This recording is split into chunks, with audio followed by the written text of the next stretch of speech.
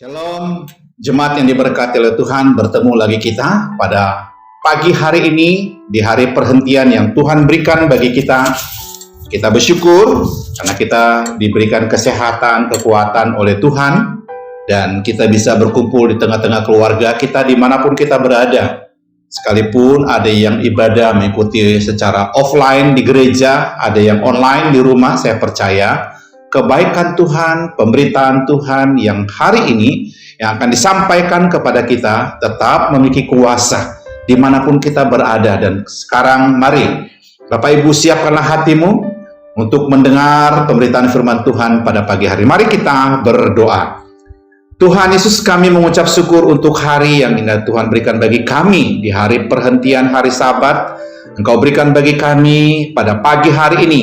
Jika kami diberikan kesempatan untuk duduk, mau diajar oleh firman Tuhan, dan mau duduk mendengar pemberitaan firman Tuhan. Karena itu kami memohon pertolongan Tuhan dengan Allah Roh Kudus memberikan kemampuan bagi kami mengerti tentang pemberitaan firman Tuhan pada pagi hari ini disampaikan bagi kami.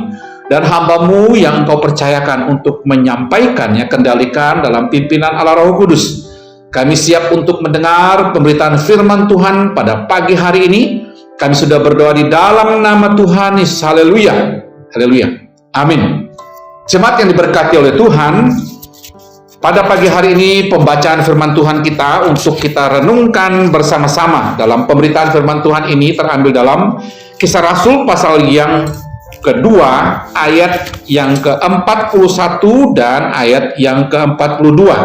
Sekali lagi saya mengulanginya supaya kita bisa mengerti teks firman Tuhan, nat firman Tuhan yang kita pelajari bersama-sama pada pagi hari ini terambil dalam Kisah Para Rasul pasal yang kedua, ayat 41 sampai dengan ayat yang ke-42.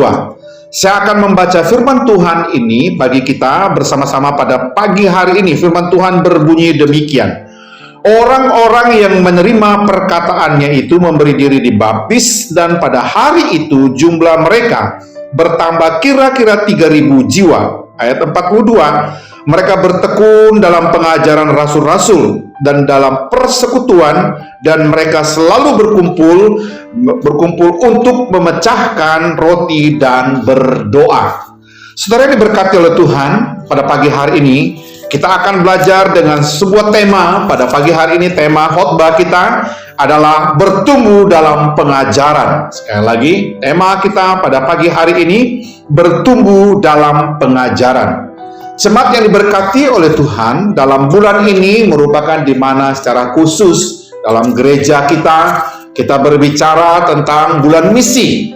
Kita akan berbicara beberapa minggu ke depan, berbicara bagaimana bertumbuh, bagaimana harus belajar dengan bagaimana akan bertumbuh bersama, memiliki bertambah dan berdampak bagi sekitar kita. Ini akan kita bicarakan, akan disampaikan setiap hamba Tuhan dalam satu bulan ini. Kita akan berbicara, di mana kita sekali lagi saya katakan, kita akan berbicara tentang berfokus kepada bagaimana jemaat ini bisa bertumbuh, bisa bertambah dan berdampak bagi sekitarnya.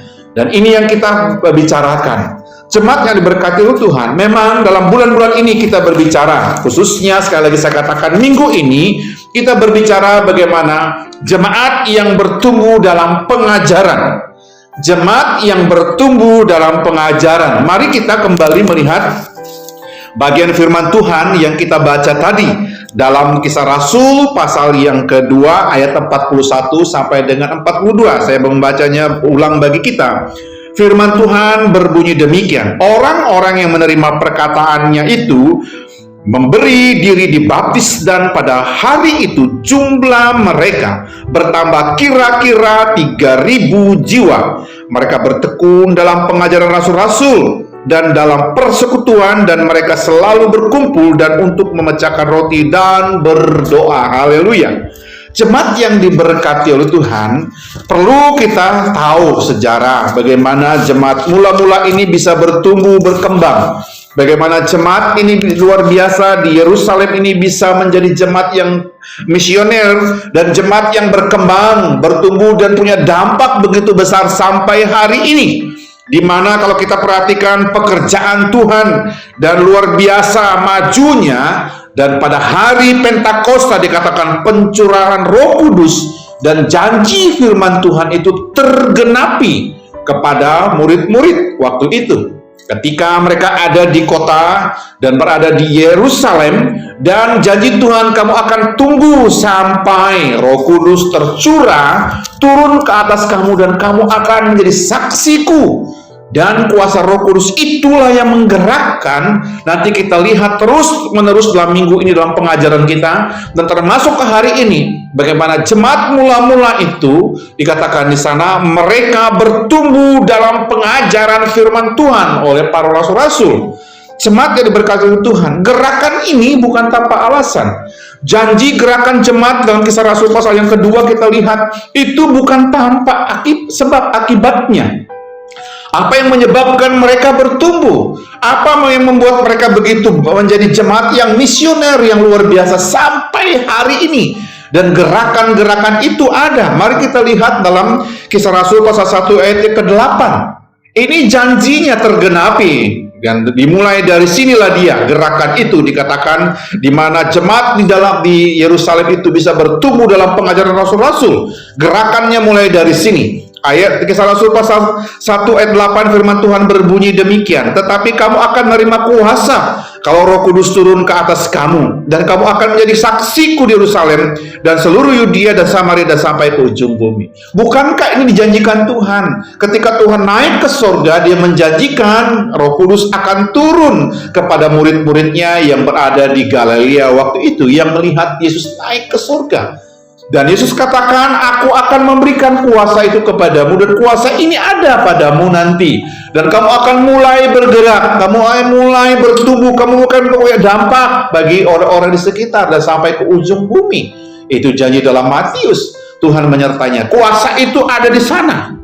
Jemaat yang diberkati oleh Tuhan, murid-murid Tuhan Yesus berkumpul di Yerusalem. Dikatakan di sana, Yesus menantikan janji itu.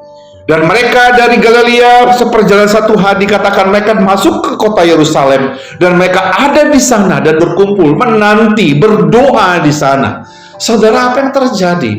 Janji Yesus itu dikatakan, janji Tuhan kepada murid-muridnya itu, kalau kita membaca dalam Kisah Rasul pasal yang 2 ayat pertama sampai ayat yang keempat, janji itu tergenapi. Mari saya perhatikan di sana, saya akan membacanya bagi kita. Kisah Rasul 2 ayat 1 sampai dengan ayat keempat, firman Tuhan berbunyi demikian. Ketika tiba hari Pentakosta, semua orang percaya berkumpul di situ. Dikatakan di satu tempat, tiba-tiba turunlah dari langit suatu bunyi seperti tiupan angin keras yang memenuhi seluruh rumah di mana mereka duduk, dan tampaklah kepada mereka lidah-lidah seperti nyala api yang bertebaran dan hinggap pada mereka masing-masing. Maka penuhlah mereka dengan Roh Kudus. Lalu mereka mulai berkata-kata dalam bahasa-bahasa lain seperti yang diberikan oleh Roh itu kepada mereka untuk mengatakannya. Ini titik awal. Ini gerakan yang terjadi. Tuhan berjanji, jikalau kuasa Roh Kudus itu turun ke atas kamu, kamu akan menjadi saksiku. Dan ketika murid-murid berada di kota Yerusalem pada saat hari Pentakosta, dikatakan di sana, dan janji kuasa Roh Kudus itu turun kepada murid-murid.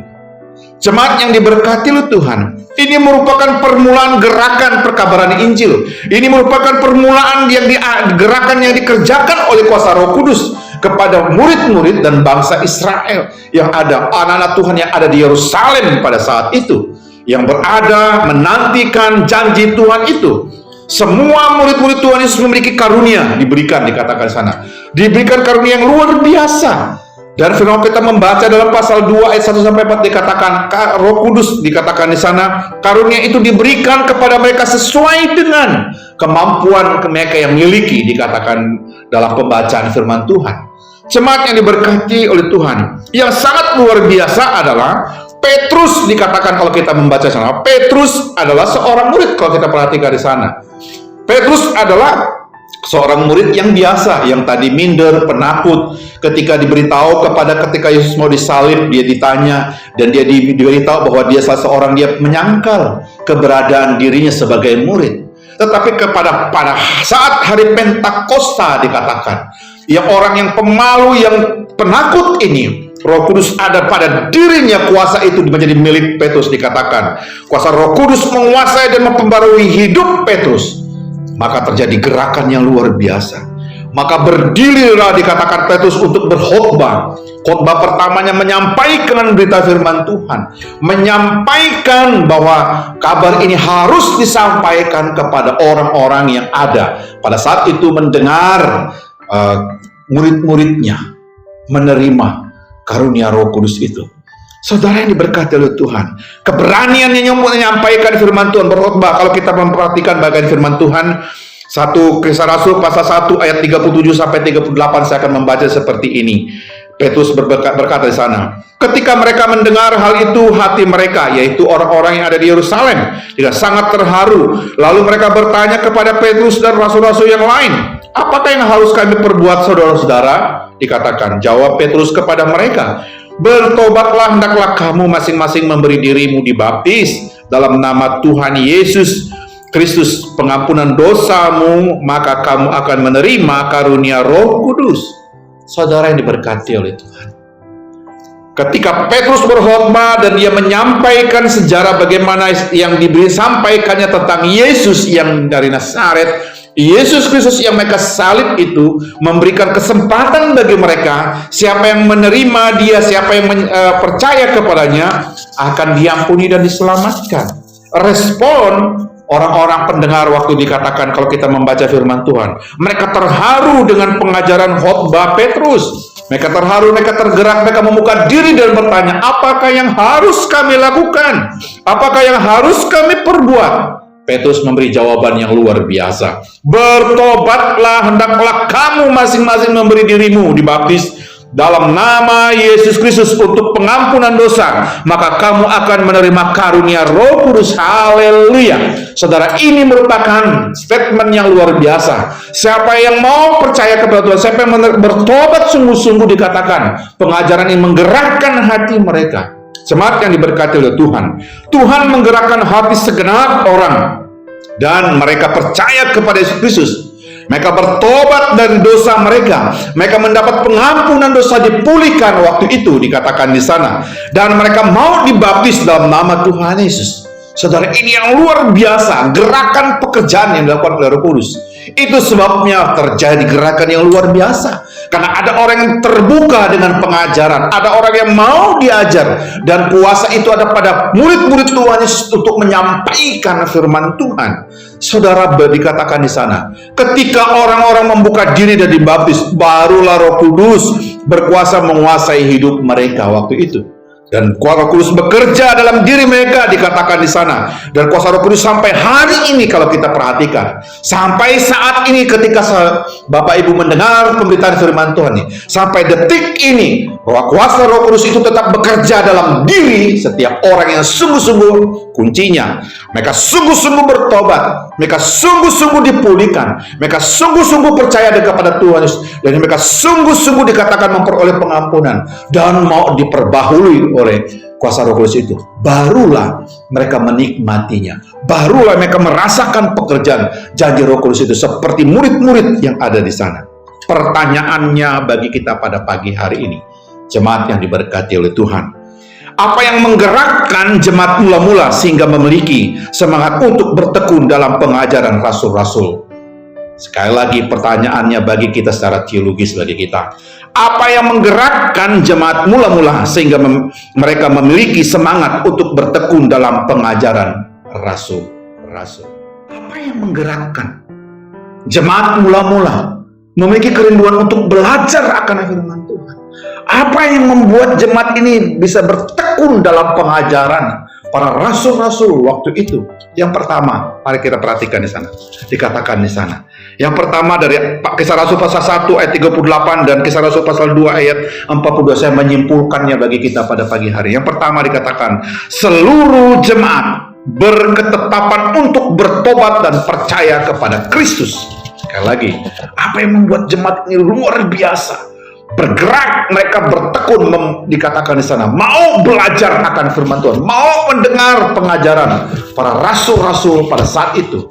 pertama kita melihat di sana, seluruh jemaat dikatakan berketetapan untuk bertobat dan percaya kepada Yesus Kristus. Ini komitmen mereka, ini keputusan, ini ketetapan hati mereka. Firman Tuhan dalam Kisah Rasul 1 ayat 38 berbunyi demikian. Jawab Petrus kepada mereka, bertobatlah dan hendaklah kamu masing-masing memberi diri dibaptis dalam nama Yesus Kristus untuk pengampunan dosamu, maka kamu akan menerima karunia Roh Kudus. Ketika mereka bertobat dan percaya kepada Kristus, barulah mereka bisa menerima karunia Roh Kudus itu. Dikatakan dalam firman Tuhan ini. Kisah Rasul pasal 2 ayat 42 firman Tuhan berbunyi demikian. Mereka bertekun dalam pengajaran rasul-rasul dan dalam persekutuan, dan mereka selalu berkumpul untuk memecahkan roti dan berdoa. Haleluya. Jemaat yang diberkati oleh Tuhan, ketika seluruh jemaat berketetapan hati untuk bertobat dan percaya kepada Kristus, barulah Roh Kudus turun ke atas mereka. Barulah Roh Kudus bekerja dalam hidup mereka. Barulah Roh Kudus memberikan gerakan-gerakan itu, kerinduan-kerinduan hati mereka untuk percaya kepada Kristus. Jemaat yang diberkati oleh Tuhan, firman Tuhan mencatat bahwa orang-orang yang mendengar pengajaran para rasul itu membuka diri dan percaya kepada Tuhan Yesus. Mereka membuka diri, dikatakan di sana, menyerahkan diri mereka untuk dibaptis dan menyerahkan diri mereka untuk dipimpin dan dikendalikan oleh Roh Kudus. Saudara yang diberkati oleh Tuhan, semangat untuk bertekun dalam pengajaran rasul-rasul, dikatakan ini tidak bisa berjalan dengan maksimal jika seluruh jemaat tidak, dikatakan jika seluruh jemaat tidak berketetapan dengan sungguh hati untuk bertobat percaya kepada Tuhan. Tetapi ketika mereka berketetapan dengan sungguh-sungguh berpercaya kepada Yesus Kristus, barulah Roh Kudus bekerja di tengah-tengah kehidupan mereka, di tengah-tengah persekutuan mereka, di tengah-tengah ibadah mereka, di tengah-tengah pelayanan mereka. Rasul-rasul dengan kuasa penuh menyampaikan firman Tuhan. Seluruh jemaat tergerak hatinya. Mereka mengajak orang-orang di sekitar mereka. Mereka bersekutu di tengah-tengah keluarga mereka. Mereka memimpin ibadah-ibadah rumah tangga mereka. Tanpa ada rasul di sana pun mereka mendengar pengajaran dan mereka belajar berkomitmen, dikatakan mereka berketetapan untuk sungguh-sungguh. Ini adalah gerakan. Ini adalah keputusan mereka. Inilah ketetapan hati mereka. Jemaat mula-mula menjadi jemaat misioner. Jemaat yang diberkati oleh Tuhan dengan pengaruh kuasa Roh Kudus yang sangat nyata dalam pengajaran para rasul dan khotbah-khotbah yang disampaikan, pelayanan rasul-rasul dan serta jemaat dikatakan di sana berketetapan hati untuk percaya dan bertobat sungguh-sungguh kepada Tuhan, membuat Roh Kudus bekerja di tengah mereka. Dan perhatikan firman Tuhan mencatat, semakin hari semakin bertambah orang, semakin hari semakin banyak orang membuka diri. Bahkan kalau kita membaca firman Tuhan, para imam pun membuka diri dan mereka bertobat percaya kepada pemberitaan firman Tuhan yang disampaikan oleh para rasul. Jemaat yang diberkati oleh Tuhan, bertumbuh dalam pengajaran Tuhan Yesus adalah jemaat yang sungguh-sungguh mau bertobat. Jika kita ingin mau bertumbuh dalam firman Tuhan, ingin bertumbuh dewasa dalam Kristus, satu-satu cara dikatakan dalam di sana bagian sana, kita adalah bertekun.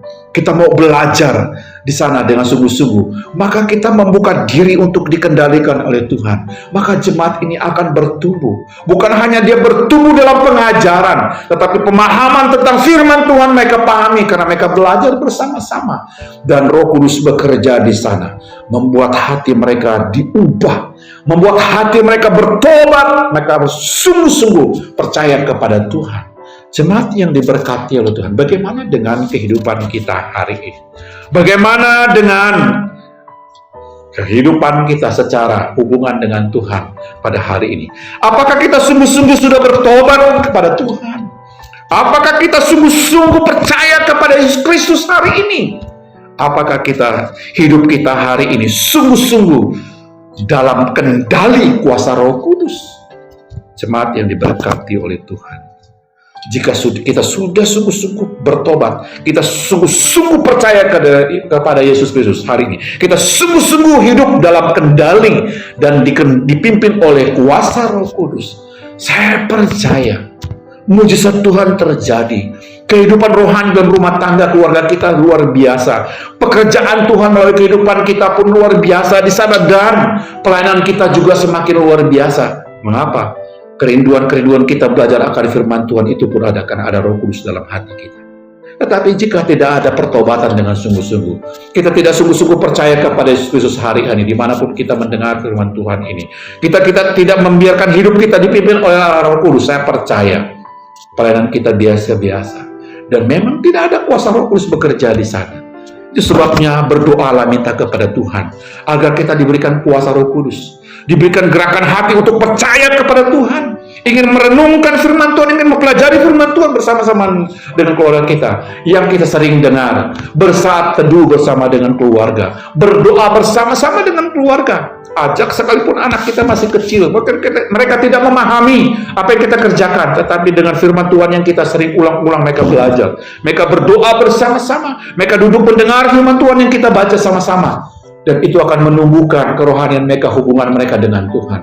Itu dimulai dengan apa? Pertobatan, percaya dengan sungguh-sungguh kepada Tuhan Yesus, dan memberi diri dikendali, dipimpin oleh Roh Kudus. Inilah jemaat yang bertumbuh dalam pengajaran firman Tuhan. Yang pertama saya katakan tadi, seluruh jemaat berketetapan hati untuk bertobat dan percaya kepada Yesus Kristus. Yang kedua, apa yang membuat jemaat ini bergerak?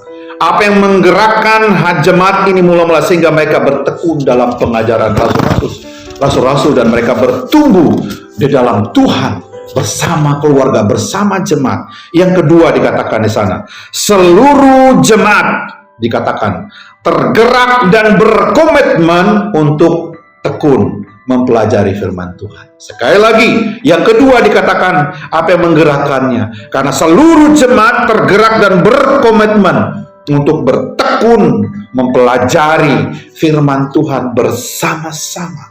Jemaat yang diberkati oleh Tuhan, orang-orang yang bertobat semakin hari dikatakan semakin banyak untuk berkomitmen dan tekun belajar akan firman Tuhan. Nanti kita akan lihat di sana. Ini merupakan dikatakan semua karena gerakan pekerjaan Roh Kudus dalam diri mereka, pekerjaan Roh Kudus yang hidup dalam hidup semua, baik itu di hidup rasul-rasul, baik hidup para jemaat orang-orang Kristen yang ada di Yerusalem pada saat itu. Jemaat yang diberkati oleh Tuhan, pertobatan, pemulihan yang sempurna oleh kuasa Roh Kudus akan memberikan semangat bagi jemaat, setiap jemaat, untuk semakin semangat untuk berkomitmen belajar akan firman Tuhan. Demikian, jika benar-benar hari ini saya dan saudara, dimanapun kita berada, kita sungguh-sungguh bertobat dan percaya kepada Tuhan, dan kita sudah dipulihkan oleh kuasa Roh Kudus, kerinduan untuk belajar akan firman Tuhan secara pribadi, kerinduan untuk berhubungan dengan Tuhan dengan melalui doa saat teduh, itu ada semangat, ada kerinduan gerakan itu. Dan kalau tidak ada gerakan itu dalam hati kita, saya percaya Roh Kudus tidak ada dalam hati saudara, Bapak Ibu dimanapun berada mendengar firman Tuhan ini. Kita merasa, ya nggak perlu saya membaca firman Tuhan, nggak perlu saya merenungkan firman Tuhan, nggak perlu saya berdoa. Jika gerakan itu tidak ada dalam hatimu, sampai hari ini engkau jadi orang Kristen, saya percaya pertobatan kita masih semu, pertobatan kita belum jelas, kepercayaan kita kepada Tuhan di sana ucapan sebagai lafal, ucapan kita ucapkan aja, tetapi tidak sungguh-sungguh dalam hati kita. Dan dikatakan Roh Kudus tidak dalam diri kita. Kenapa? Mengapa? Jika ada Roh Kudus dalam hati kita, gerakan itu ada, kerinduan untuk dekat dengan Tuhan, kerinduan untuk mencari wajah Tuhan, saat teduh dengan Tuhan, membaca firman Tuhan, bermanfaat, itu ada. Kuncinya ada dalam diri kita. Kita tahu kok apakah kita sungguh-sungguh percaya kepada Tuhan. Itu sebab dikatakan seluruh jemaat, saya katakan, tergerak dan berkomitmen hati untuk tekun mempelajari firman Tuhan.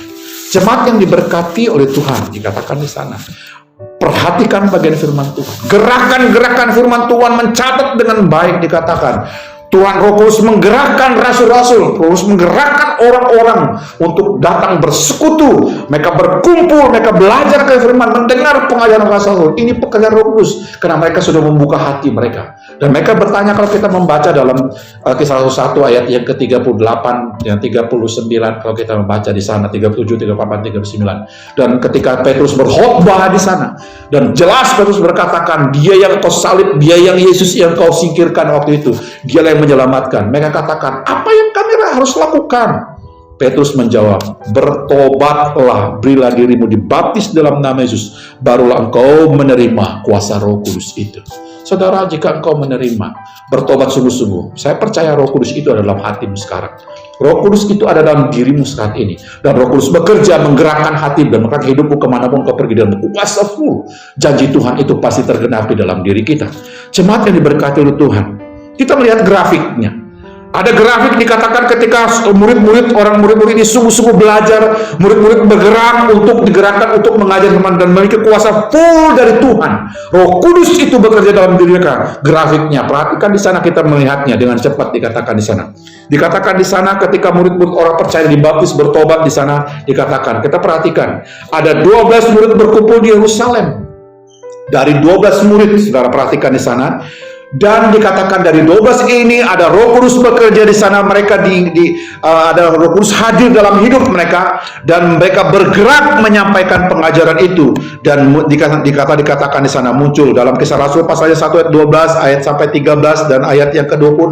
Kita perhatikan dari 12 dan menjadi apa? 100, dikatakan 120 orang.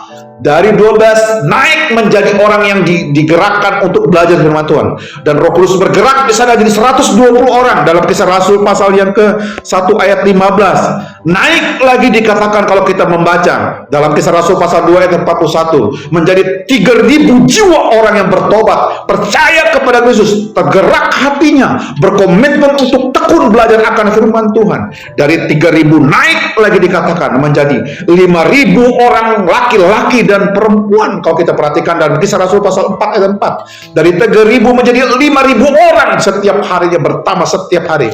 Bukan karena rasul-rasul saja, tetapi ada gerakan setiap jemaat membawa jiwa baru, membawa orang-orang bersekutu, membawa orang beribadah. Kalau dulu mereka datang ke rumah, datang ke satu yang lain, mereka digerakkan berkumpul bersama. Mungkin akhir-akhir ini saya dan Bapak Ibu menggunakan alat kita, mengundang orang beribadah, datang bersekutu dengan kita. Kita menggunakan alat kita.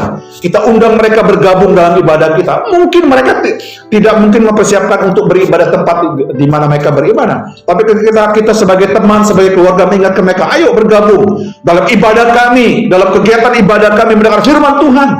Roh Kudus bekerja lewat media yang kita gunakan. Mereka tergerak dan kita menggerakkan orang datang ke kami. Mungkin hari itu pemberitaan firman Tuhan membuat seperti hari ini, membuat orang bertobat. Dan itu melalui saudara dan saya memanggil mereka untuk datang beribadah kepada Tuhan. Dari 5.000 dikatakan 5.000 orang laki-laki dikatakan di sana. Naik lagi makin bertambah jumlah orang percaya, baik laki-laki maupun perempuan. Kisah Rasul 5 ayat yang ke-14. Dari 5.000 makin banyak, semakin banyak dikatakan laki-laki dan perempuan bertobat. Dari semakin banyak itu dari Kisah Rasul pasal 5 ayat 14 dikatakan. Masuk dalam Kisah Rasul pasal yang ke-6 ayat 7 dikatakan di sana. Semakin bertambah banyak murid-murid Yerusalem. Sejumlah imam menyerahkan diri dan percaya kepada Yesus. Bayangkan, imam pun bertobat. Sekalipun mereka dia imam, imam bertobat dan percaya kepada Tuhan Yesus.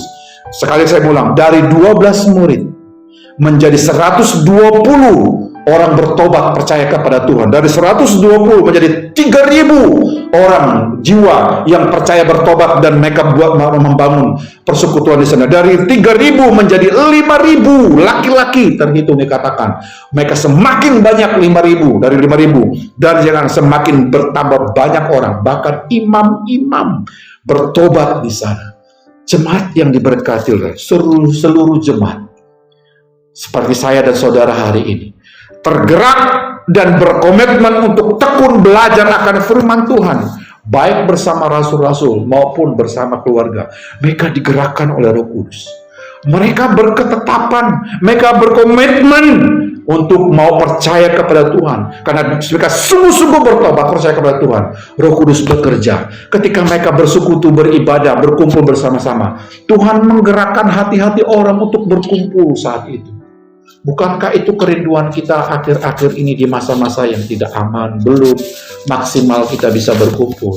Ada alat yang kita gunakan, kita undang mereka datang beribadah. Mungkin mereka hari ini saya katakan, mereka mungkin ada pergumulan hidup. Ketika engkau mengajak mereka datang bergabung, beribadah dengan kita secara offline dan online. Mereka mendengar firman Tuhan yang disampaikan. Roh Kudus bekerja melalui pemberitaan firman Tuhan. Mereka bertobat percaya kepada Tuhan. Itu karena saya dan saudara mengundang mereka, mengajak mereka. Dan pekerjaan Roh Kudus itu melalui hidup kita. Jemaat yang diberkati oleh Tuhan. Bagaimana dengan hidup kita hari ini?